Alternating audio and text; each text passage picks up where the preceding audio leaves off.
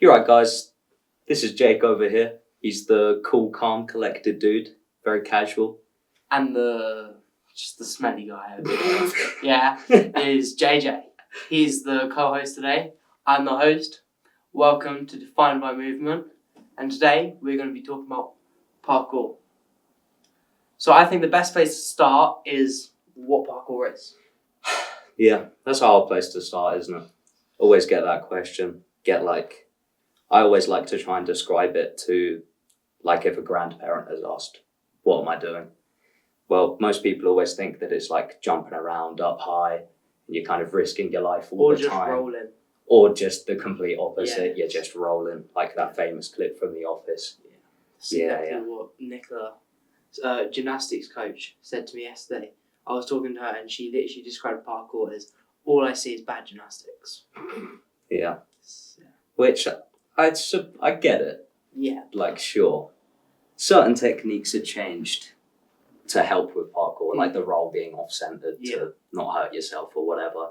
But yeah, I don't know. I think when they're picturing it, they're literally picturing some forwards rolls and some kicking a wall and jumping about. And then just falling over. Yeah. A load of rubbish. Yeah. Basically what you do. Not me. I'm a cool guy. No, I do all sorts. Yeah. But that's why, like, recently I've been doing so much research into the gym. Okay, yeah. And I've been trying to learn how to bulletproof myself and just train smarter. Because I've kind of see this in gymnastics, I guess, where people train longevity. Like this weekend, I've been coaching the adults. It's been like an adults, what's the word? Course? I don't know.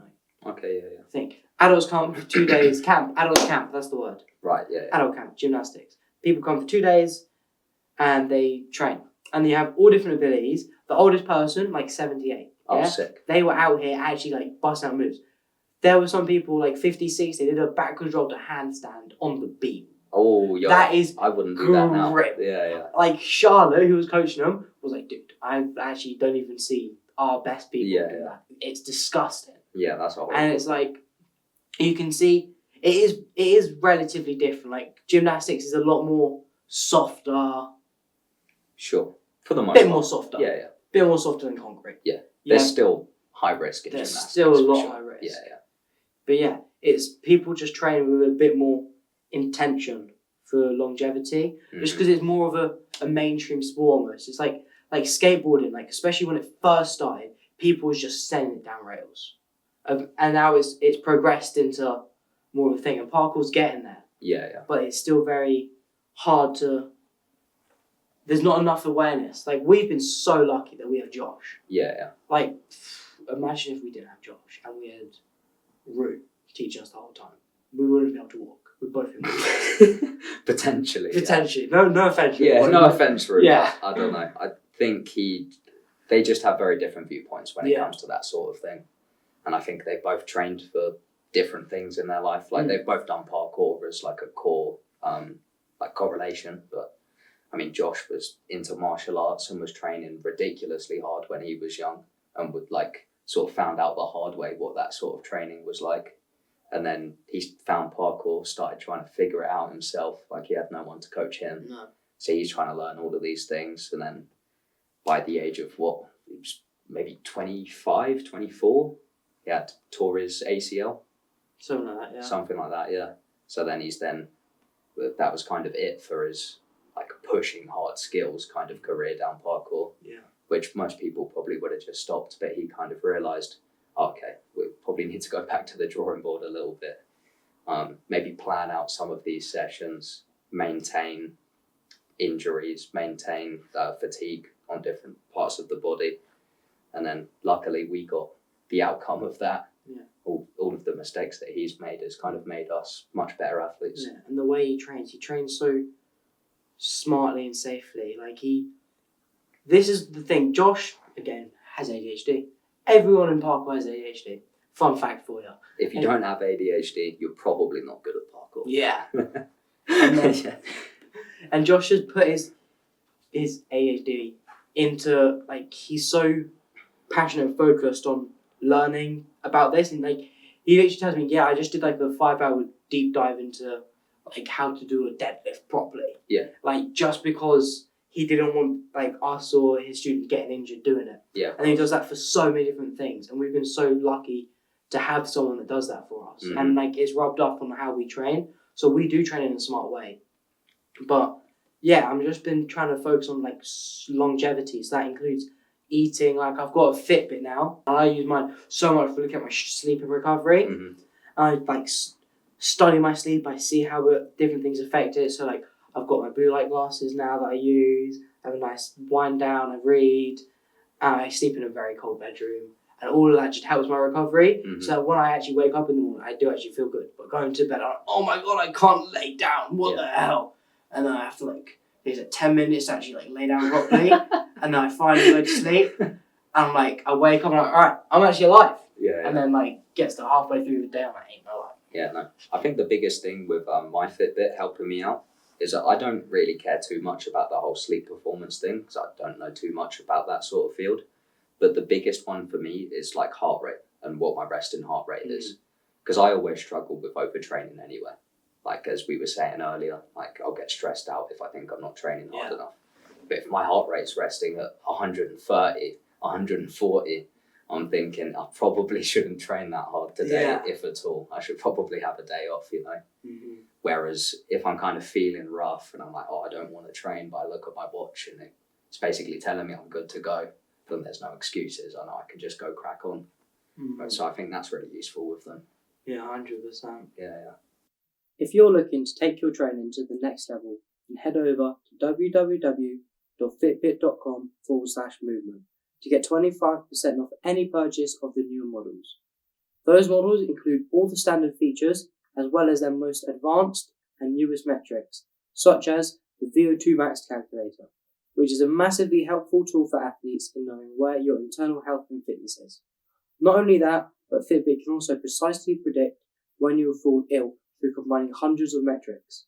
They have also developed some of the most accurate sleep tracking out of all the competition, as well as many more features that I use to hugely aid in my training and recovery. So if you want to get a Fitbit for yourself, then don't forget to go over to www.fitbit.com/movement. I was going to say, more on the like longevity side, I've been thinking about that longevity and stuff. Not big, like obviously I do want to be training my whole life at the top level that my body allows, but it's more that like if I train really smartly and efficiently from now till 25, 30, where my peak years are, because that's when they should be. Like I feel like football, like your peak years are at 21. Nah, they shouldn't be at 21. Your peak could be 25 if you're really smart. Your physical peak maybe 25, but your technical peak and physical peak together about 30. Yeah. And I've just been like, I want to get there and have the perfect thing. I don't want to like Josh tear my ACL at 20. You know what I mean? Yeah. Or just have all these minor injuries like so many people do. So I've just been looking at how I can almost bulletproof that and not let that. And then looking at just all different things, training technique, recovery, nutrition, all of that stuff is what I've been doing. Because at the end of the day, I'm training to be a stuntman right now. And before stuntman or early stuntman years, I also want to be parkour athlete. Yeah. And then after that, I'll happily, hey, I'm a stuntman from however long, and then I can go into other parts of my life like filming later. Yeah. But yeah, that's where I'm trying to get to. Stuntman doing, because I'll be honest, if you got to know, if you got a bad body and you need to that was, can't speak. Nice. If you have a bad body and you need to be a stuntman, so you're going to get slammed into the wall, it's not going to last. Yeah, no, not realistically. No, not realistically. They're going to just, after a few shots, they're going to look at you and think, like, buddy, I don't think you should be here right now, mate. We might as well have got the actor to do it, you know? Yeah, no, that's true. I think for me with longevity for parkour, obviously I want to train for as long as I can. But I think when I was younger, like more your age, maybe a bit younger, in my head I wanted to be the best athlete. Like I wanted to do every skill and I wanted to compete them the best, you know? Yeah. Like that was the goal. I just wanted to smash everyone out of the park. Whereas now I'm not really passionate about doing the hardest thing necessarily. I'm more passionate about connecting things as nicely as possible and maybe as technically as possible. So I think that's much easier for me to manage as well. Like I'm not taking as much impact as you are in a competition or anything really, because it's just completely different styles. Yeah. I think my current style will be easier to continue for a long time, whereas possibly doing the biggest skills off of the highest thing in the room might get a little bit harder. Yeah, 100%. Yeah. But yeah, I think job-wise, if something comes up, sure, I would go for it. Maybe some coaching I would get back into. I did really enjoy coaching. But I'm quite happy keeping my income separate to like my passion. Like I'm just worried about really enjoying parkour. I'm not too worried about getting anything out of it that I'm not already getting, you know? Yeah, you don't want to combine those like passion and job, and then people say like make your job something you love. Yeah. But then it can get to the point where it's like, hey, I love parkour. I really enjoy coaching it. But like for you, you fell out of love with coaching, and that almost led to you falling out of love with parkour. Yeah, exactly, for sure. Yeah, no, it's hard. And it's not even like there's one thing that you can put that to. It's not like, oh, I just didn't enjoy working with children, so that kind of led me to fall out in love with it, or I wasn't getting on with like the business necessarily. But it's not like you can't just say, oh, it was that thing that's made me not like it anymore. Yeah, it's hard, isn't it? It's just I think the repetitiveness, doing the same thing over and over. You get a combination of all these different problems all the time. Like I remember coaching, I've had parents threaten me. Like for instance, like I've literally had someone's parent come in, like quite a big guy as well, rugby coach he actually turned out to be. But he come and like stood over me and was threatening me because some other kid had like pushed his kid in the class. Whilst I wasn't in the room, my assistant was there in the room managing everything. Obviously he didn't want to listen to me. He just thought he knew best. And yeah, so there's all these different things that can happen when you turn a passion into a job that kind of diminish the returns, if you will. Yeah. Well, on that happy note, I think that is a perfect time to stop. Thank you very much for listening. Hope you've enjoyed. Thank you, guys. Thank you. Goodbye! Oh, flipping heck, mate. That wasn't too bad. That seemed pretty good.